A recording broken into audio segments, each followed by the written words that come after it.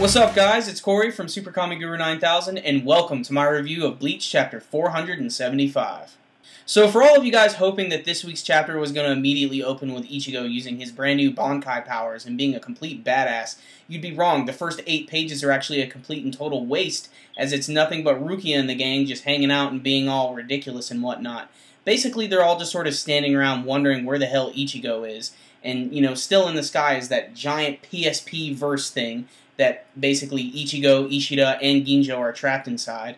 And Yukio is basically sitting there and he's, you know, saying, they're never going to be able to break out of this thing. This is one of my most powerful techniques. And what happens? Of course, Ichigo just activated his Bankai and just broke through the whole damn thing. And it just explodes in the sky and everybody's in complete awe at it. And that's when we get our very first look at Ichigo's brand new Bankai form. And I gotta say, it's pretty damn cool. It doesn't look that different from his old Bankai, and the only real difference comes from his sword.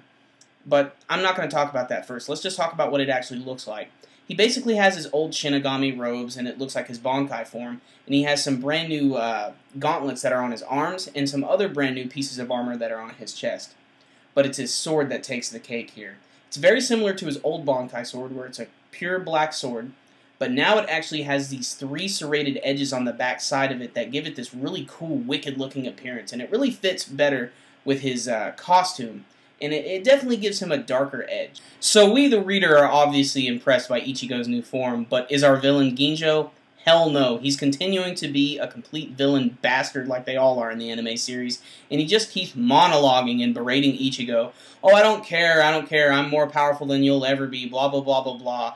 Remember, Ukitake screwed you over. But Ichigo finally realizes that even though he's trying to give him these implications that Ukitake was the one who's behind all of this and sort of doing this just to screw with Ichigo and control him, that's not the case.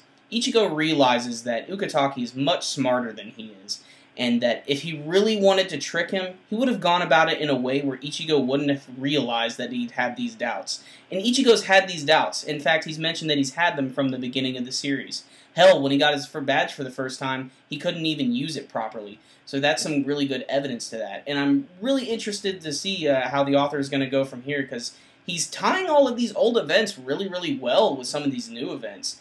And he's not really pulling a George Lucas here. They actually seem like they make sense. So Ichigo has finally made the decision. He's going to use this power to protect his friends. I know, pretty typical shonen crap. So Ginjo responds by doing what? Activating his own frigging Bankai. I didn't even know this guy could do this. And his form looks even cooler, and he wants to one-up Ichigo just a little bit more, because his big panel is just a little bit bigger, and you don't actually see his entire form all the way yet. You do see that his sword has definitely gotten a lot bigger, and the actual handle, or the hilt of it, actually has another blade attached to the end of it. And that's where the chapter comes to an awesome close. Another pretty good setup chapter that seems to be what Bleach is really good at lately, is doing these big setups. And it's kind of a shame, because last week's chapter ended on a setup, and this week's chapter ended on a setup. And that really just doesn't make that much sense to me. I feel like this is something that's going to work a lot better in the anime series, because this is something that they could have done probably in the first half of an episode. So it'll probably work a little bit better there. There really wasn't any action this week, aside from one single explosion. But the fact that Ichigo got his brand new Bankai, and even Ginjo got to show off his as well, you know, I'm going to give it a 7.5 this week. For the Bleach fan, they're really going to appreciate the fact that Ichigo has finally come this far and he's got a brand new Bankai, because he's pretty much been using the same Bankai for the last, like, 5 years. So seeing a brand new one is kind of refreshing, and seeing a brand new sword is kind of refreshing. And, you know, the prospect that him and Ginjo are going to have a really, really awesome Bankai battle coming up in the next chapter is going to be really, really good. So there's a lot to look forward to. It can only really go up from here, and, you know, the author can pull in some more twists, too. So the final score, 7.5. Before I let you guys go this week, it's time for the question of the week, where I ask you about this week's chapter.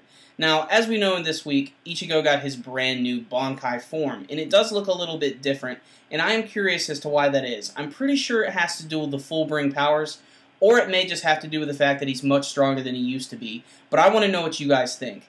Is his brand new form a perfect combination of his full bring and Shinigami powers, or is he just a much more powerful Shinigami? You can let me know with your comments below. And remember, if you liked my review, please make sure and give it a thumbs up. And that concludes my review this time, guys. SuperKamiGuru9000, out.